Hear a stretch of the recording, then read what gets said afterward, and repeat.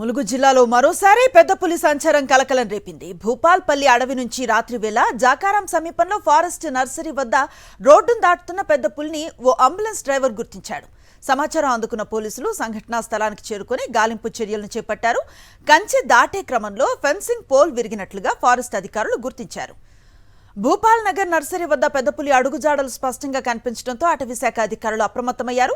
పెద్దపులి అడుగుజాడలను base camp సిబ్బందితో కలిసి పరిశీలించిన ఫారెస్ట్ అధికారులు స్థానికంగా ఉండే ప్రజలు అప్రమత్తంగా ఉండాలని సూచించారు.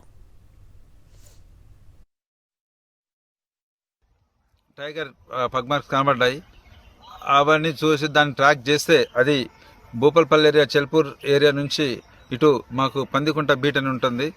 ఆ బీట నుంచి అటు ములుగు వైపు దాని అడుగులు కనబడ్డాయి. మార్నింగ్ నుంచి చూసాం. అది నైటు కొంతమందికి ఎవరు తారసపడ్డది, రోడ్డు దాటుతుందని చెప్పడం జరిగింది.